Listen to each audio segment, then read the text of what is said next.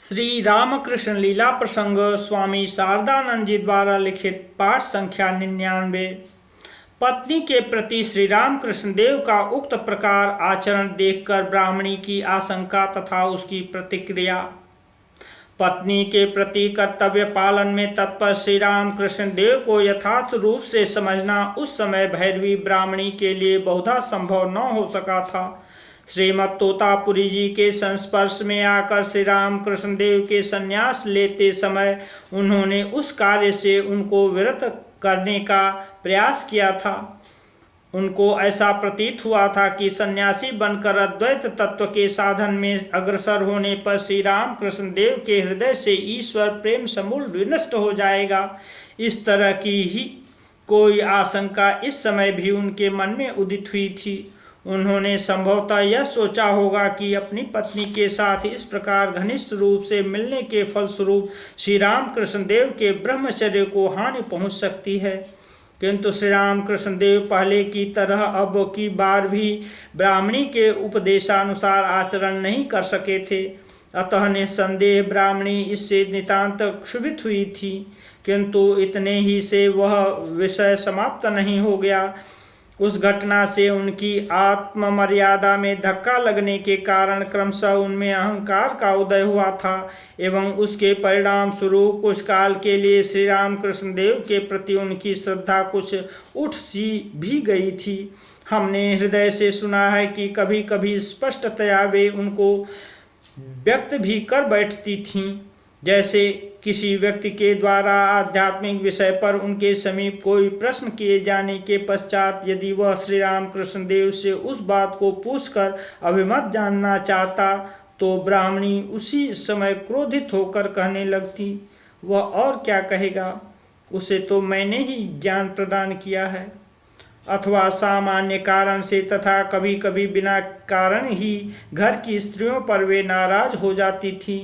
फिर भी श्री रामकृष्ण देव उनके इस प्रकार के कथन या व्यवहार से विचलित न होकर उनके प्रति पहले की भांति श्रद्धा भक्ति किया करते थे।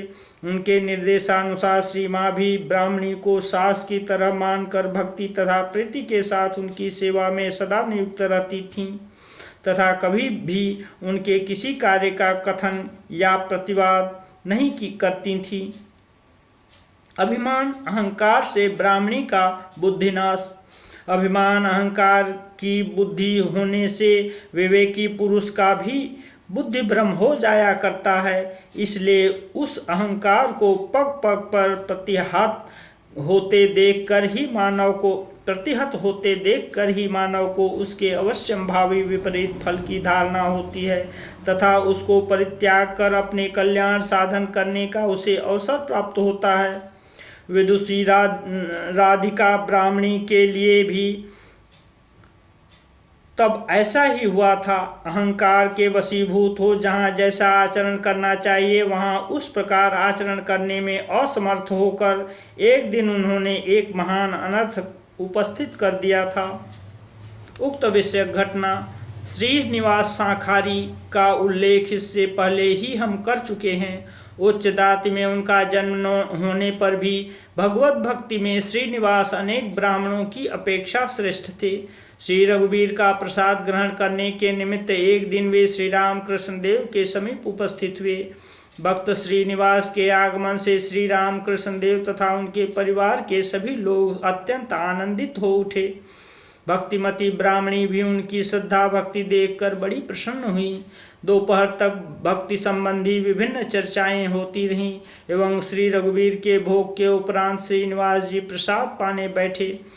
भोजन करने के पश्चात प्रचलित प्रथा के अनुसार जब वे अपनी जूठन उठाने लगे तब ब्राह्मणी ने उन्हें मना किया और कहा, हमें लोग वह कर लेंगे।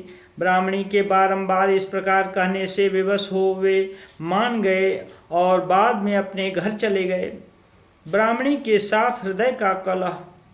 समाज प्रबल गांवों में सामाजिक नियमों की अवहेलना से बहुधा महान क्लेश उपस्थित हो जाता है तथा उसके फलस्वरूप दलबंदी भी होने लगती है। उस समय भी प्राय वही स्थिति उत्पन्न हुई, क्योंकि ब्राह्मण की पुत्री होकर भैरवी श्रीनिवास की जूठन साफ करेंगी। इस विषय को लेकर श्री रामकृष्ण देव के दर्शन के निमित्त आई हुई गांव की ब्राह्मण कन्याएं घोर आपत्ति करने लगीं, किंतु भैरवी ब्राह्मणी उनकी इस बात को मानने के लिए प्रस्तुत न हुई। क्रमशः बात बढ़ने लगी तथा श्री राम कृष्ण देव के भांजे हृदय के कानों तक यह बात पहुंची। साधारण विषय को लेकर इस प्रकार महान अशांति होने की संभावना देखकर हृदय ने ब्राह्मणी को उस कार्य से विरत करना चाहा, पर उन्होंने उसे स्वीकार नहीं किया। ब्राह्मणी के साथ हृदय का घोर कलह होने लगा। हृदय ने उत्तेजित होकर कहा, ऐसा करने से तुम्हें हम घर में नहीं रहने देंगे। ब्राह्मणी भी शांत होने वाली नहीं थी। वे बोली, इससे हानि ही क्या होगी, शीतला के घर में मनसा सोवेगी। तब घर के और लोगों ने मध्यस्थ होकर अत्यंत विनम्रतापूर्वक ब्राह्मणी को उस कार्य से निरस्त कर उस विवाद को शांत किया। अपना भ्रम विदित होने पर ब्राह्मणी को अपराध की आशंका तथा अनुतप्त होकर क्षमा याचना पूर्वक उनकी काशी यात्रा। अभिमानी ब्राह्मणी उस दिन निरस्त अवश्य हुई, किंतु उस घटना से उनके हृदय में बहुत चोट पहुंची। क्रोध का उपशमन होने पर शांतिपूर्वक चिंतन करने से उन्हें अपना भ्रम विदित हुआ तथा वे सोचने लगीं कि वहां पर उनको जब इस तरह का बुद्धि भ्रम हो रहा है तो ऐसी स्थिति में उनके लिए वहां और रहना उचित नहीं है। सत असत विचार संपन्न विवेकशील साधक जब आत्म परीक्षा में प्रवृत्त होते हैं तब उनके चित्त का कोई भी मालिन्य उनके समक्ष आत्मगोपन नहीं कर पाता है। ब्राह्मणी के लिए भी ऐसा ही हुआ था। श्री राम कृष्ण देव के प्रति अपने भाव परिवर्तन की आलोचना कर उसके मूल में भी उन्हें अपना ही दोष दिखाई दिया। तदर्थ मन ही मन वे अत्यंत अनुतप्त हुईं। इसके कुछ दिन बाद एक दिन भक्ति पूर्वक अपने हाथ से विविध पुष्पों की माला बनाकर तथा श्री राम कृष्ण देव को चंदन चर्चित कर उन्होंने श्री गौरांग बुद्धि से उनका मनोहर श्रृंगार किया और उनके समीप आंतरिक रूप से क्षमा याचना की। तदनंतर संयत होकर मन प्राण ईश्वर में समर्पण कर कामारपुकुर से वे काशी धाम के लिए रवाना हुई। 6 वर्ष तक श्री राम कृष्ण देव के साथ निरंतर रहने के पश्चात ब्राह्मणी ने उनसे विदा ली। श्री राम कृष्ण देव का कलकत्ता वापस आना। इस प्रकार विभिन्न रूप से कामारपुकुर में प्राय 7 महीने व्यतीत करने के अनंतर संभवतः सन 1868 के अक्टूबर नवंबर मास में श्री राम कृष्ण देव पुनः दक्षिणेश्वर वापस आए। उनका शरीर उस समय पहले की भांति स्वस्थ तथा सबल हो गया था। वहां लौटने के कुछ ही दिन बाद उनके जीवन में एक विशेष घटना उपस्थित हुई थी। अब हम पाठकों को उसी का उल्लेख करेंगे।